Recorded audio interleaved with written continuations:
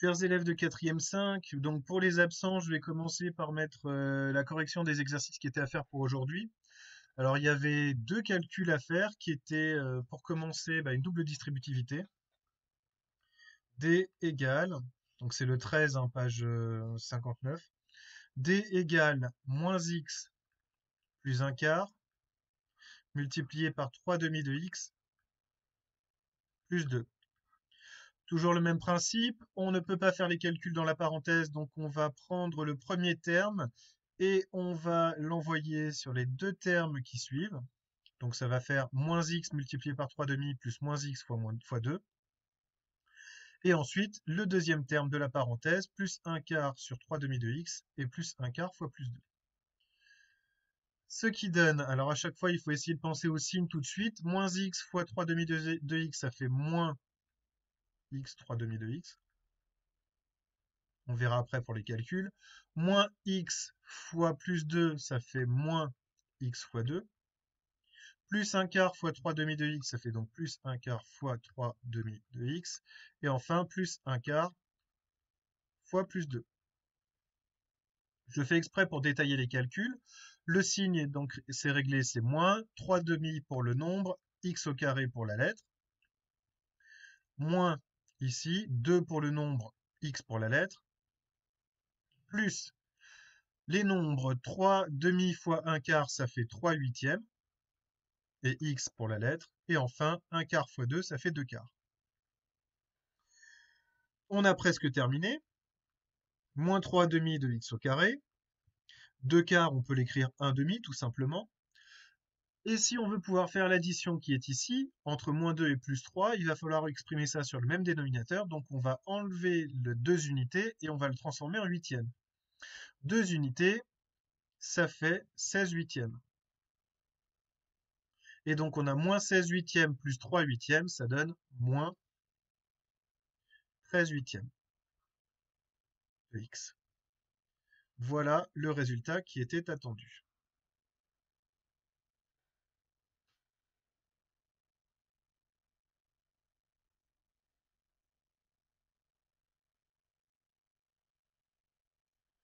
En deuxième exercice, on avait la première partie de l'exercice 16 pour lequel on avait plusieurs développements à faire. Donc on demandait juste le A du 16. 5 moins 2x fois 4x plus 6 plus 2x fois 3x plus 1.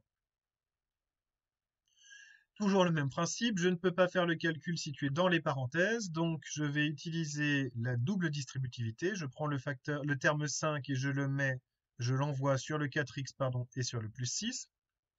Je prends le deuxième terme qui est moins 2x et je vais l'envoyer sur le 4x et sur le 6. J'ai cette addition qui me sépare tout. Et là, pareil, je ne peux pas travailler dans la parenthèse, donc je vais faire rentrer le 2x sur chacun des deux termes de la parenthèse avec plus 2x fois 3x et plus 2x fois 1. Ce qui me donne, en faisant attention au signe à chaque fois, A égale 5 fois 4x plus 5 fois 6 moins 2x fois 4x moins 2x fois 6, pardon, plus 2x fois 3x plus 2x fois 1. Alors ça fait un sacré boulot, mais maintenant on a déjà tout développé, donc on n'a plus que ces petites multiplications-là à faire. 5 fois 4x, ça fait 20x, plus 30, moins 8x carré, moins 12x, plus 6x carré, plus 2x. Je rappelle que le fonctionnement est toujours le même, à savoir le signe, la valeur numérique, pardon, le signe, le coefficient, la lettre. Il ne me reste plus qu'à regrouper. Alors par habitude, je mets toujours les carrés en premier. Chez les carrés, j'ai moins 8x carré plus 6x au carré, ça donne moins 2x au carré. Chez les x, j'ai 20 plus 20, pardon, moins 12 plus 2, ça fait donc plus 10x, et après, le plus 30. A, c'est donc moins 2x au carré plus 10x plus 30. On aurait pu faire le 16 aussi, mais là, il y avait encore d'autres difficultés avec un signe moins qui était là. Et donc, il fallait faire attention au développement. Je ne l'avais pas donné à faire. Pour ceux qui se seraient amusés à le faire, le résultat, c'est celui-ci. B est égal à, chez les x au carré, il y en a moins 10. Je vous donne directement la réponse. Charge à vous de le retrouver. Chez les x, il y en a 8 plus 3 plus 5. Ça fait donc plus 16x. Et chez les nombres sans rien du tout, et ça fait moins 3. Voilà donc pour les exercices qui étaient à faire pour ce jeudi. Reste à voir maintenant le cours. Alors ça, c'est pour ceux qui étaient absents. On va reprendre les points de cours dont j'ai parlé en classe. Donc je vais faire une demi-page. Vous avez le poly qui est directement mis sur Pronote.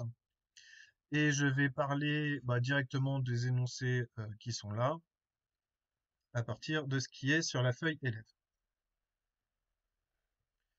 L'idée, c'est de parler d'un peu de statistiques, puisque c'est quelque chose qui a déjà été vu.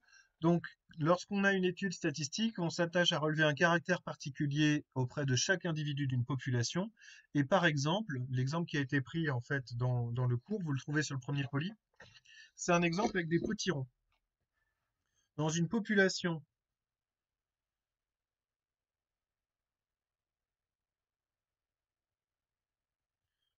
qui est constituée de tous les potirons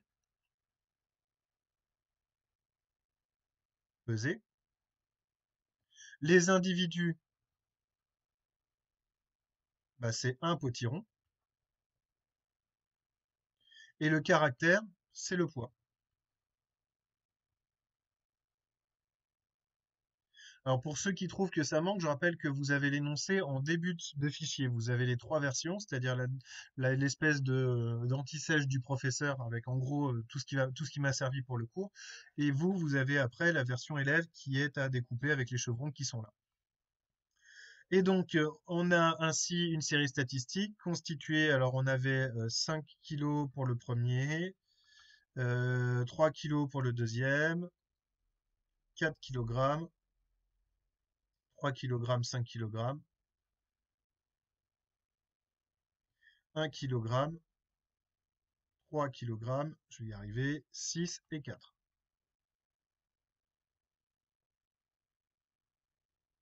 Donc si on regarde bien, la population, elle est de 9 potirons pesés. Chaque individu est là, et le caractère étudié, c'est le poids. Ce qu'on a ici, on a l'effectif d'une donnée, c'est le nombre de fois où elle apparaît. Et pour toutes les données, donc pour la population totale, le 9 qui est ici, en fait, c'est ce qu'on appelle l'effectif total.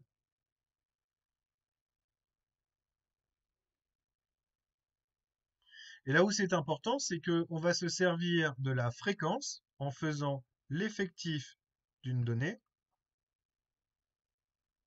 sur l'effectif total pour avoir un moyen d'évaluer en fait si une donnée apparaît souvent. La fréquence nous permet d'évaluer si une donnée apparaît souvent dans la série statistique. C'est intéressant et c'est important parce que comme ça, plus la fréquence est grande, sachant qu'elle sera toujours comprise entre 0 et 1, plus la fréquence est grande, plus je sais que ma donnée apparaît souvent. Alors si on complète le tableau, et ça correspond en gros à ce qu'on avait fini de faire, les effectifs de 1 kg, il y en a 1. 3 kg, on en avait relevé 3. 4 kg, 2. 2 potirons de 5 kg, 1 potiron de 6 kg, pour un total de 9 potirons en tout. En termes de fréquence, ça fait donc 1 neuvième pour 1 kg, 3 neuvièmes ou 1 tiers pour 3 kg, 2 neuvièmes, 2 neuvièmes, 1 neuvième. Le total des fréquences étant de 9 neuvièmes, autrement dit 1. Pour passer ces fréquences en pourcents, eh bien, il suffit de faire 1 sur 9 fois 100. On les multiplie, chacune des proportions qui sont ici, on les multiplie par 100 et on obtient le résultat sous la forme d'un pourcentage. Alors ici, ça tombe pas juste. Ça fait à peu près 11%, à peu près 33%, à peu près 22%, encore une fois, et encore une fois 11%. Et au total, on est censé obtenir 100%, ce qu'on n'obtient pas là, évidemment, tout simplement parce qu'on utilise des valeurs approchées. Quelques autres petits points qui ont été mentionnés rapidement.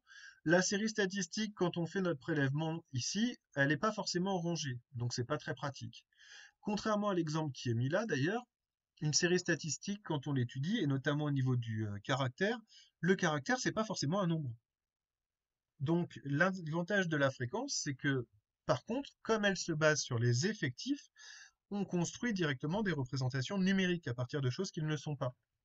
L'exemple que j'ai pris en classe, c'était la fréquence des gauchers. On était 16 élèves en classe, il y avait 2 gauchers, donc la fréquence de gaucher, elle était de 2 sur 16, alors que le caractère étudié, c'était gaucher, gaucher, droitier, droitier, droitier. Pour ceux qui viendront demain, prenez votre matériel de géométrie, puisqu'on va partir d'un tableau comme celui-ci, et on va construire des représentations graphiques. On aura besoin du rapporteur, du compas et de la calculatrice. J'ai aussi, pardon, pendant le cours, présenté les notions de moyenne, d'étendue et de médiane. On en reparlera en temps et en heure demain ou un peu plus tard. Voilà, bonne fin de journée à vous les 4e 5 et à demain.